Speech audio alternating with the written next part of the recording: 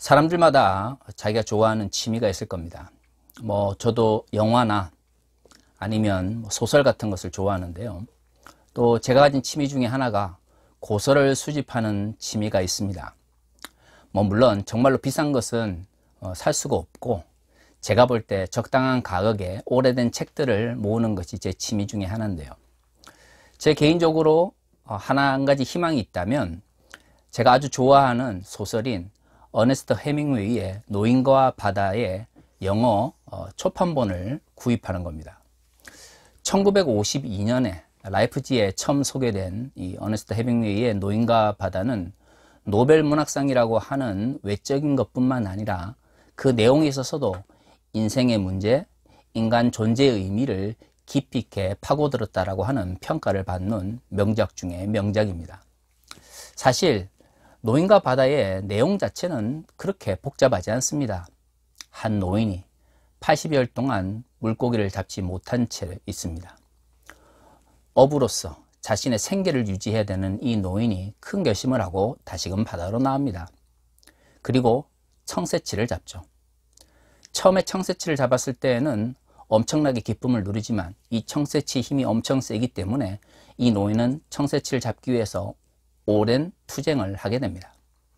하지만 청새치를 결국 잡고 나서 집으로 돌아오는 길에 상어떼의 습격을 받아서 살은 다 사라지고 뼈만 남긴 채 귀향을 하게 되는 것이죠. 집으로 돌아온 노인을 향해서 동네 사람들이 상어를 잡았느냐라고 이야기를 하지만, 노인은 자신이 청새치를 잡았다는 것에 만족하며 집에 들어가 쉬면서 소설은 끝납니다. 영화로도 몇 번이나 만들어졌고 많은 이들이 좋아하는 소설이지만, 그 소설을 읽을 때의 그 어떤 깊은 내용보다 줄거리 자체를 놓고 보면 그렇게 특별한 것이 없는 소설이죠. 하지만 그럼에도 불구하고 이 노인과 바다는 인생에 있어서 굉장히 많은 것들을 우리에게 소개해 줍니다. 많은 사람들이 그런 이야기를 하죠. 헤밍웨이의 소설 속에 담겨져 있는 허무주의를 조심해야 된다. 그렇습니다. 헤밍웨이의 소설이 허무주의를 기본적으로 깔고 있다는 것은 널리 알려진 사실입니다. 하지만 헤밍웨이의 소설을 지금도 사람들이 사랑하는 것은 인간의 허무함, 삶의 허무함 가운데서도 끊임없이 그 불행을 뚫고 살아가는 인간의 모습을 그리고 있기 때문입니다. 사실 이것은 거짓이 아니라 사실이죠. 우리가 살아가면서 얼마나 많은 부분에서 인간의 삶이 허무하다는 것을 느낍니까? 하지만 그럼에도 우리가 이 삶을 꿋꿋하게 살아가는 것은 그 허무함 속에 있는 존재의 의미를 발견하기 때문이죠. 저는 굳이 노인과 바다를 기독교적 관점 속에서 재해석한다면, 노인의 모습 속에서 저는 예수님의 모습보다는 선지자들의 모습을 더 많이 떠올립니다. 왜냐하면 이 소설이 물론 노인이 이 청새치를 잡으면서 자신의 삶에 대해서 돌아보면서 이야기하는 많은 구절들도 참 의미가 있지만, 마지막 부분이 굉장히 감동 깊기 때문입니다. 노인과 바다의 마지막 부분을 보십시오. 노인은 사람들이 뼈만 남긴 채 청새치를 잡아온 자신의 모습을 보면서 상어를 잡았다라고 오해를 하지만 거기에 대해서 아무런 반응을 하지 않습니다. 묵묵히 자신의 집에 돌아가 쉴 뿐이죠. 사실 저는 그 소설을 보면서 그런 생각을 했습니다. 뼈를 보면서 이게 상어인지 청새치인지도 구별하지 못할 정도면 어부로서 자격이 없는 것이죠. 그렇지 않습니까? 많은 물고기를 잡아봤고 수없이 많은 어종을 또 탐구했을 것입니다. 그러한 사람들은 뼈만 봐도 이게 청새치인지 상어인지 알 수 있을 것 같아요. 중요한 것은 사람들이 이 노인이 무엇을 잡았는지에 대해서 관심이 없다라는 것이죠. 청새치를 잡았지만 뼈만 남은 그 앙상한 모습을 보면서 노인이 절망하지 않는 것은 사람들이 자신이 청새치를 잡았는지 상어를 잡았는지에 관심을 두지 않는다는 것을 알고 있기 때문일 것입니다. 소설을 보면 노인이 가장 많은 대화를 나누는 사람은 그 마을의 한 소년입니다. 청새치와 사투를 벌이면서도 끊임없이 이 소년과의 대화를 잊지 못하여 혼자 이야기를 내뱉는 모습을 볼 수가 있는 것이죠. 그렇습니다. 노인에게 중요한 것은 사람들이 그를 칭찬하는지 그를 칭송하는지가 아닙니다. 자신의 직업인 어부로서 최선을 다했고 이제 그 어부의 역할을 마치고 집에 돌아와 자신이 가장 사랑하는 한 소년과 대화를 나눌 수 있다는 것만으로도 그의 삶은 의미가 있는 것이죠. 디즈니 영화처럼 해피엔딩으로 끝나는 것도 아닙니다. 청새치를 잡았다고 해서 사람들이 그를 영웅으로 취급하는 것도 아닙니다. 그저 평범한 삶을 다시금 이어갈 뿐이죠. 그가 원하는 것은 무엇을 잡았느냐, 사람들이 그에 대해서 어떻게 평가하느냐가 아니라 자신의 삶에 스스로 의미를 부여할 수 있고 스스로 행복을 누릴 수 있는 공간으로 다시 돌아왔다라고 하는 것이 중요한 것이죠. 저는 이러한 노인의 모습 속에서 선지자들의 모습을 발견합니다. 구약의 선지자들을 보십시오. 그들이 선포했던 말씀들은 대부분 그 당시 사람들이 좋아하지 않던 내용이었습니다. 이사야는 어떤가요? 66장의 이야기 중에서 대부분은 남유다의 멸망과 남유다와 관련된 주변 국가들의 멸망에 대한 이야기입니다. 많은 사람들이 잘 되기를 바라고 행복하기를 바라고 물질적인 축복을 바라는 것은 구약시대나 신약시대나 아니 21세기나 별로 다르지 않습니다. 그 반대로 현실에 대한 문제를 지적하고 또 현실의 폐단을 비판하면 사람들이 싫어할 수밖에 없는 것이죠. 하지만 이사야의 이야기 대부분은 그러한 이야기들입니다. 남유다가 왜 하나님께 죄를 지었는지, 왜 멸망할 수밖에 없는지, 왜 주변 국가들은 남유다의 멸망과 함께 멸망해야 되는지에 대해서 끊임없이 선포하고 있는 것이죠. 그래서 이사야를 비롯하여 수많은 선지자들이 그들이 활동하던 당시에 많은 백성들로부터 멸시를 받았고 존경을 받기보다는 많은 사람들로부터 비웃음을 당했습니다. 하지만 그럼에도 불구하고 그들은 하나님과의 관계 속에서 스스로 기쁨을 찾고 삶의 의미와 사역의 의미를 찾았던 것입니다. 중요한 것은 사람들이, 즉 이사야 시대의 남유다 사람들이 이사야를 향해서 얼마나 칭송을 했는지, 그가 얼마나 영웅의 취급을 받았는지, 그가 얼마나 존경을 받았는지가 아닙니다. 이사야 스스로가 자신이 선포하는 이 말씀이 하나님의 뜻을 전포하는 것이며 이것이 보다 근본적으로 남유다 백성들을 위한 것이라고 하는 확신을 가지고 있었던 것이죠. 하지만 이사야의 삶은 힘들고 어려웠습니다. 존경받지 못하고 멸시당하며 자신이 가장 사랑하는 사람들마저도 자신이 왜 남유다 백성들을 향해서 그렇게 힘들고 어려운 말씀들을 선포해야 되는지 이해하지 못하는 모습을 많이 발견할 수 있는 것이죠. 하지만 그럼에도 이사야는 자신의 삶의 의미와 삶의 목적을 포기하지 않았습니다. 사실 그렇습니다. 오늘 이사야가 선포한 본문의 말씀을 보면 하나님께서 하나님의 백성에 대해 언제 응답하시는지에 대한 이야기를 가르치고 있습니다. 그와 함께 안식일에 대한 이야기를 하고 있죠. 우리가 지난주에 58장에서 7절까지 말씀을 보았습니다. 금식에 대한 이야기가 나오죠. 하나님을 기억하여 금식을 하는데 사람들이 형식적으로는 음식을 먹고 있지 않지만 금식을 하면서 가장 중요한 것, 즉 하나님께 자신의 죄를 아뢰고 자신의 지금까지 삶을 돌이키고 하는 결심이 없는 상태에서 금식을 하면서 끊임없이 자신의 욕심과 자신의 이익을 챙기는 모습을 발견하게 됩니다. 그래서 이사야가 이야기를 하죠. 그러한 금식은 하나님께서 받지 않으신다고요. 금식이라고 하는 형식을 취하면서 내용을 취하지 않는 사람들이 스스로 이야기합니다. 우리가 지금 금식하며 하나님께 매달리는데 왜 하나님께서 이 금식을 받지 않으시냐 말이죠. 이사야는 이야기합니다. 그들이 굶는다 해서 하나님께서 그 금식을 받아는 것이 아니라 그 금식이 합당한 삶의 모습이 있어야 된다는 것이죠. 삶의 변화가 없는 금식은 그 어떤 것도 하나님께서 받지 않으시는 것을 이야기합니다. 그래서 하나님께서 받으시는 금식은 가난한 자와 억압받는 자에게 해방을 선포하며 그들에게 기쁨을 전달할 수 있는 삶의 변화와 함께 이루어진다는 것을 이야기했습니다. 오늘 우리가 읽은 본문의 말씀은 그 연속성 속에 있습니다. 남유다로 상징되어지는 하나님의 백성이 하나님의 뜻을 저버린 채 종교적 형식만을 가지고 하나님의 백성이다라고 만족하고 있습니다. 바로 이때 하나님께서 이야기하시죠. 내가 남유다를 멸망시키고 남유다 사람들이 멸시하였던 사람들로 새로운 하나님의 백성을 만들 것이다. 오늘의 본문은 하나님께서 새롭게 세우실 그 하나님의 백성이 어떨 때 하나님의 응답을 받을 수 있는지에 대한 이야기를 우리가 살펴보고 있습니다. 내가 부를 때에 나 여호와가 응답하겠고 내가 부르짖을 때에 내가 여기 있다 하리라. 그런데 오늘의 본문에서는 하나님께서 그들이 부르짖을 때에 응답하실 것이다 라고 이야기를 하고 있습니다. 자, 그러면 예수를 믿거나 하나님의 백성이면 무조건 하나님께서 응답하시는가? 그게 아니죠. 만일 내가 너희 중에 멍에와 손가락질과 허망한 말을 제하여 버리고 줄인 자에게 내 심정이 동하여 괴로워하는 자의 심정을 만족하게 하면 내 빛이 흑암 중에 떠올라 내 어둠이 낮과 같이 될 것이며 여호와가 너를 항상 인도하여 메마른 곳에도 내 영혼을 만족하게 하며 내 뼈를 견고하게 하리니 너는 물된 동산 같겠고 물이 끊어지지 아니하는 샘 같을 것이다. 오늘 본문에서 하나님께서 하나님의 백성에게 응답하실 것을 이야기하고 있습니다. 그런데 조건이 있죠. 지금 억압받고 있는 사람들의 그 억압을 풀어주고 가난한 자들에게 손을 내밀며 줄인 자들에게 먹을 것을 주는 삶의 변화입니다. 지금까지 이사야서 58장은 한국교회에서 굉장히 많이 선포되었던 말씀입니다.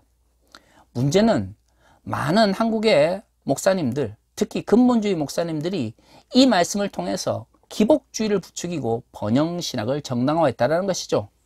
설교의 일부분, 아니 성경 말씀의 일부분만을 가지고 와서 이야기를 합니다. 여러분들이 교회에 모여서 헌금 내고 예배 드리고 말씀 충만해서 기도하면 하나님께서 여러분들이 원하는 모든 것을 들어주실 것입니다. 지금까지 이사야 58장 오늘의 본문의 말씀은 그런 식으로 왜곡되었습니다. 하지만 우리가 읽은 오늘 성경의 말씀은 전혀 다른 의미를 가지고 있습니다. 하나님께서 말씀하십니다. 남유다를 멸망시키실 거다는 거죠. 왜요? 그들이 하나님의 백성이라고 말을 하면서 그 삶이 없기 때문입니다. 그 사람들의 모습이 뭐 어떤 것입니까? 종교적 형식인 금식을 취하면서도 하나님을 기억하지 않고 자신의 이해관계에 따라 움직이는 모습을 보입니다. 그래서 하나님께서 그 금식을 받지 않으시고 멸망시킬 것을 이야기하고 있죠. 오늘의 본문에서 하나님께서 새로운 하나님의 백성을 향해서 응답하실 것을 이야기하고 있습니다. 언제요? 그들이 사회적인 억압과 가난한 자들을 돌아보고 그들이 줄인 자들에게 손을 내밀며 그들이 착취하고 있던 사람들에게 용서를 구하는 모습을 보여줄 때에 하나님께서 그들의 기도에 응답하실 것을 이야기하고 있습니다. 남유다 백성들이 하나님의 버림을 받은 것은 그들이 제사를 드리지 않았거나 아니면 금식과 같은 종교적 행위를 하지 않아서가 아닙니다. 그 종교적 예식이 의미를 가지기 위해서는 하나님의 백성으로서의 삶의 모습이 있어야 되는 것이죠. 구약 성경에서는 그것을 율법이라고 말하고 있습니다. 그들은 율법이 요구하는 삶을 살아가지 않으면서 종교적 양식만을 지키면서 스스로 하나님의 백성이라고 이야기를 합니다. 그래서 하나님께서 말씀하시죠. 너희가 하나님의 백성이라고 말을 하지만 내가 너희를 버릴 것이다. 왜냐하면 너희가 율법을 지키지 않았기 때문이다. 여기서 말하는 율법이라고 하는 것은 단순히 법률을 지키느냐 지키지 않느냐가 아닙니다. 율법으로 상징되어지는 하나님께서 기뻐하시는 삶의 모습이 있느냐 없느냐를 이야기하고 있는 것이죠. 그래서 율법에서 말하고 있는 율법의 형식에 따라서 금식을 하고 기도를 했음에도 불구하고 하나님께서 그 금식을 받지 않으시고 그 기도에 응답하지 않으신 것입니다. 왜일까요? 거기에 합당한, 즉 율법의 내용에 합당한 삶이 없기 때문입니다. 오늘 우리가 읽은 본문에서 그 율법의 형식과 율법의 내용이 일치되지 않는 아주 중요한 모습을 발견할 수 있습니다. 그것은 바로 안식일과 관련된 율법입니다. 사실 안식일 율법은 모든 성경에서 굉장히 중요합니다. 하지만 안식일의 율법이 지금 이사야 시대에 와서 무너지고 있습니다. 왜일까요? 여전히 남유다 백성들은 안식일을 지키면서 쉬었습니다. 또 안식일에 여러 가지 해서는 안 될 일들에 대해서 교육하고 또한 인식하고 있었죠. 그런데 중요한 것은 하나님께서 왜 안식일 율법을 통해서 이스라엘 백성들을 하나님의 백성으로 구별시키셨는지에 대해서 생각하지 않게 된 것입니다. 오늘의 본문의 말씀을 봅시다. 만일 안식일에 내 발을 금하여 내 성일에 오락을 행하지 아니하고 안식일을 익히러 즐거운 날이라 여호와의 성일을 존귀한 날이라 하여 이를 존귀하게 여기고 내 길을 행하지 아니하며 내 오락을 구하지 아니하며 사사로운 말을 하지 아니하면 내가 여호와의 안에서 즐거움을 얻을 것이라. 내가 너를 땅의 높은 곳에서 올리고 내 조상 야곱의 기업으로 기르리니 여호와의 입의 말씀이니라. 자, 앞에서 뭐라고 이야기하고 있습니까? 착취와 억압을 제하며 사회적으로 율법을 지키는 삶을 살면 하나님께서 하나님의 백성으로서의 삶의 변화를 보시고 기뻐하시면서 그들에게 응답하실 것을 이야기하고 있습니다. 그들은 사막 가운데서도 물을 댄 동산 같을 것이며 다른 사람들이 굶을지라도 배부를 것을 약속하셨습니다. 그러면서 안식일에 대한 이야기를 하고 있습니다. 안식일을 통해서, 안식일의 율법을 통해서 이사야가 지금 이스라엘 백성들을 향해서 경고하고 있는 것은 무엇입니까? 그들이 안식일의 율법을 지키면서 쉬려고 합니다. 그런데 그들은 쉬면서 하나님을 기억하여 그 날을 거룩하게 지키기보다는 그들이 즐거워하는 방향으로 나아가고자 하는 것이죠. 여기서 문제가 생깁니다. 이사야서와 그 다음에 선지서에 등장하는 여러 가지 이야기들을 보면 안식일에 대한 부정적인 이야기들이 많이 등장하는데요. 그 내용들을 살펴본 공통점이 있습니다. 안식일을 지키는 사람들이 그 날을 자신의 이해관계에 따라서 즐긴다는 것입니다. 여기서 즐긴다고 하는 것은 20세기나 21세기처럼 단순히 오락을 한다는 의미가 아닙니다. 안식일에 즐긴다고 하는 것은 안식일에 금하고 있는 다양한 일들을 행하면서 그 가운데 기쁨을 누린다는 것입니다. 안식일에는 노예도 쉬어야 되고 일하는 동물도 쉬어야 되며 자신이 부리는 사람들 뿐만 아니라 궁극적으로 안식일의 율법은 희년을 통해서 땅과 자연에까지도 확장이 됩니다. 왜 안식일이 있습니까? 인간이 인간다워지기 위해 있습니다.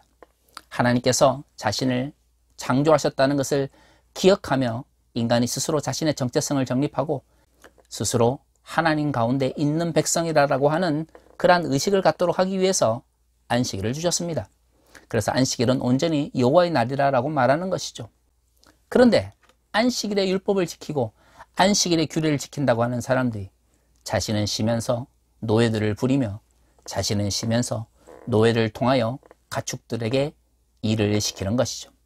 때로는 자신의 이해관계에 따라서 형식적으로는 쉬는 것처럼 이야기를 하지만 결국에는 자신이 부리는 사람들이나 자신의 억압하는 사람들을 통해서 자신의 유익을 구하는 모습들이 선지서에서 종종 등장합니다. 이사야서도 오늘 본문뿐만 아니라 이사야의 다른 구절들을 살펴보시면 알겠지만 억압과 착취의 문제가 안식일에도 여전히 연결되어 있는 것이죠. 그렇습니다. 안식일은 단순히 일을 하지 않고 쉬는 것이 목적이 아닙니다. 여호와를 기억하는 것, 인간을 만드신 창조주 하나님을 기억하는 것이 목적인 것이죠. 인간이 창조주를 기억한다고 하는 것은 자신이 타인을 억압하고 착취하고 그 가운데서 이익을 누리는 것에 대해서 반성하고 돌아서는 삶의 전환을 요구하는 것입니다. 그런데 안식일을 거룩하게 지키려고 한다고 말을 하면서 또 형식적으로는 그것을 지키려고 하는 사람들이 여전히 안식일에도 하나님을 기억한다고 입술로서는 고백하지만 자신의 이해관계를 위해서 타인을 억압하고 착취하고 있습니다. 그래서 오늘 우리가 읽은 이 안식일에 대한 이야기 있기 전에 하나님께서 하나님의 백성에 응답하실 것을 말하면서 무엇을 이야기하고 있습니까? 억압하고 착취하는 것을 내려놓고 가난한 자를 돌아보며 줄인 자에게 음식을 줄 것을 이야기하고 있습니다. 그런 사람들은 사막에서도 물된 동산같이 잘 될 것이고 다른 사람들이 고난을 받을 때도 하나님께서 그를 지키실 것이다 라고 이야기하고 있습니다. 그리고 안식일의 규례를 이야기하고 계시죠. 그런데 하나님의 백성이라 말을 하지만 실질적으로 하나님의 뜻대로 살아가고 있지 않은 자들은 안식일을 형식적으로 지키지만 결국에는 자신의 이익과 유익을 위해서 안식일의 본질적인 정신을 왜곡하고 있습니다. 그러한 형식과 내용의 문제가 일치되지 않기 때문에 결국에 신약 시대의 안식일은 사라지게 된 것이죠. 학자들은 신약 시대의 안식일은 주일로 대체되었다고 합니다. 자, 여기서 말하는 대체되었다는 것이 무엇입니까? 형식이 있습니다. 그 형식이 내용을 담을 수 없기 때문에 새로운 형식으로 대체된 것이죠. 그렇다면 대체되어진 형식이 중요한 것이 아니라 그 대체되어진 형식이 담고 있는 내용이 중요한 것입니다. 안식일은 하나님의 날입니다. 하나님께서 거룩하게 하신 날입니다. 그래서 안식일에 여호와를 기억하는 것이죠. 여호와를 기억하며 그 삶에 합당하도록 살아가기 위해서 율법을 주셨습니다. 그런데 율법의 형식은 지키되 율법의 내용을 잃어버렸기 때문에 결국에는 구약의 율법의 핵심을 차지하는 안식일도 폐지된 것이죠. 신약시대에 이것이 만약에 주일로 대체되었다면 우리는 생각해 봐야 됩니다. 주일을 지키느냐 지키지 않느냐보다 도대체 주일이 무엇을 담아내어야 하냐는 것이죠. 한국교회를 보십시오. 주일 성수를 그렇게 강조를 하는데 도대체 주일에 무엇을 담아내야 되는지에 대해서 가르치지 않습니다. 기껏해 사는 이야기가 무엇입니까? 돈 쓰지 말고 교회 와서 헌금하고 주일에는 온전히 예배 드리면서 하나님만 기억하라고 합니다. 문제는 주일에 온전히 하나님께 예배 드리는 그 교회가 교회를 세습하고 담임 목사가 교회 돈을 가지고 함부로 사적으로 이용하면서 또 정광훈유와 같은 사람들은 예배를 자신의 정치적인 이익을 지키기 위한 도구로 사용합니다. 안식일을 주일이 대체했다라고 정말로 주장을 하려면 도대체 그 대체되어진 주일이 어떤 내용을 담고 있는지를 고민해야 하는 것입니다. 안식일이 사라진 것은 율법에서 이야기하고 있는 그 가치를 안식일이 더 이상 담아내지 못하기 때문입니다. 이사야는 그것을 줄인 자를 돌아보고 착취와 억압의 잘못된 그러한 굴레를 끌어낼 것을 이야기하고 있습니다. 안식일보다 주일이 하나님의 뜻에 가까운 것이라면 주일과 연결되어 있는 그리스도인의 삶은 구약시대의 이사야가 이야기했던 것보다 훨씬 더 나은 모습으로 바뀌어야 됩니다. 그래야만 진정 주일이 안식일을 대체했다라고 말할 수 있는 것이죠. 그런데 오늘 한국교회에서 주일을 강조하면서 주일 성수를 강조하면서 도대체 그 주일이 담아내야 될 그리스도의 삶에 대해서 강조하는 모습을 찾아볼 수가 없습니다. 하다못해 오늘 본문의 말씀처럼 안식일의 규례를 이야기하기 전에 줄인 자와 가난한 자와 억압받는 자와 착취받는 자들에서 관심을 가지라라고 말하는 모습을 우리는 주일 예배 속에서 발견할 수가 없습니다. 오늘 한국교회 특히 대형교회나 아니면 뭔가 이름 있는 목사님들의 설교를 들어보십시오. 그들의 설교 속에서 주일 성수를 이야기하고 헌금을 이야기하고 예배를 강조하는 것만큼 그들의 일상 속에서 그리스도인들이 이 땅에 고통받는 사람들과 눈물 흘리는 사람들, 착취받고 억압받는 사람들을 위해서 그들과 함께할 것을 얼마나 강조하고 있습니까? 안식일은 주일이 아니고요. 주일은 안식일이 아닙니다. 중요한 것은 형식이 아니라 그 형식이 무엇을 담아내어야 하느냐는 것이죠. 주일이 정말로 안식일이 아니라면 그러므로 우리는 그 새롭게 변화되어야 되는 주일에 합당한 삶의 모습을 갖추어야 됩니다. 하지만 한국교회가 그 주일에 합당한 그리스도인들의 삶의 모습에 대해서 얼마만큼 가르치고 있습니까? 율법의 형식이 많은 것은 그만큼 우리가 살아가는 이 세상 속에서 구체적으로 하나님의 뜻을 실천해야만 하나님의 백성으로서의 삶의 모습이 나타나기 때문입니다. 신약시대에 더 이상 율법의 형식은 우리에게 중요하지 않습니다. 복음이 우리에게 주어졌죠. 그렇다면 우리는 그 복음의 내용을 얼마만큼 우리의 삶 가운데 온전히 실천하고 있습니까? 복음을 통하여 주일이 우리에게 주어졌다면 주일은 복음의 내용을 온전히 삶 가운데 드러내고 실천하며 실현해가는 과정 속에 하나의 모습이어야 합니다. 그저 일요일 혹은 주일에 나와서 예배 한번 드리고 그리고 무슨 복 받을 것처럼 그렇게 생각한다면 그것은 예배가 아니라 그저 복 받기 위한 무당의 푸닥거리와 다를 바가 없는 것입니다. 그래서 한국교회의 주일이 왜곡되고 있는 것이죠.